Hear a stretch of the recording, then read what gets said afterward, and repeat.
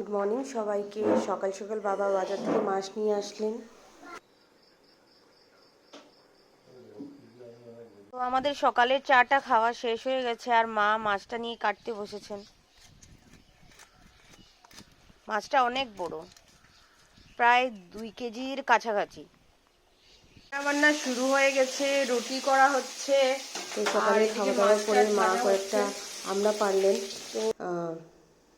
পিসিমণিকে দেওয়ার জন্য, কিন্তু পিসিমণি নিয়ে যাননি। আর এদিকে বাবাকে ফোঁটা দেবে পিসিমণি, তো বাবা বসে গেছেন। আর পিসির তো বোন ভাইকে দিচ্ছে ফোঁটা আজকে।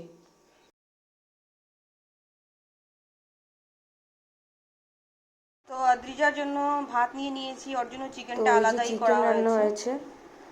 আর সঙ্গে মাছের ঝোল, আলু দিয়ে বড়ি দিয়ে, আর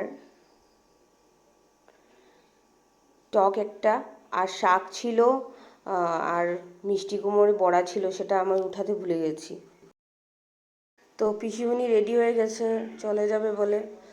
তো পিসির তো বোনও রেডি, আর আমরাও রেডি ছট পূজাতে যাব বলে। তো আমরা সবাই একসাথে গিয়ে প্রণাম করে ওরা চলে যাবে, ভাই নিয়ে যাবে ওদেরকে, আর আমরা ওইখানে থাকবো। তো এই যে আমরা এসে পড়লাম নদীর ঘাটে, যেখানে ছট পূজা হচ্ছে।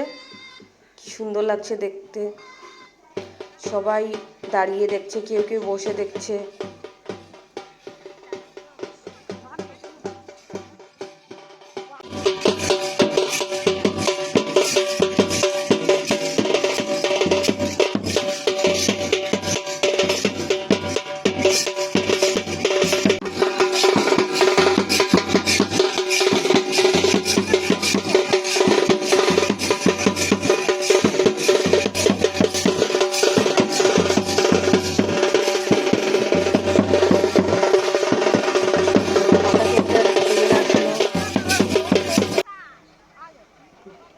এই দেখো ট্রেন এসে গেছে, ভালোই লাগছিল দেখতে ট্রেনটা।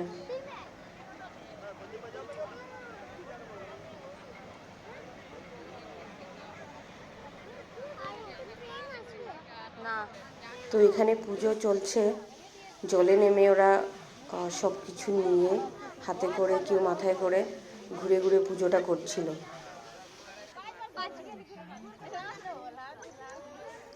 তো এই যে পুজো শেষ করে ওরা নদীর ঘাট থেকে উঠে আসছে। খুব সুন্দর একটা পুজো।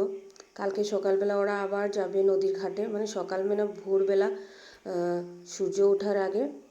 তো আমরা ওদের সাথে পেছনে পেছনে হয়ে হেঁটে হেঁটে আসলাম অনেক জায়গাটা। তারপরে আদিজার পাপ্পা গিয়ে আমাদেরকে নিয়ে আসলো, কিন্তু মা ওদের সাথে হেঁটে হেঁটেই আসলেন। তো ঘরে আসার পরে আর কোনো কিছু করা হয়নি। তো আজকে আর ব্লগটা এখানেই শেষ করছি। Thank you.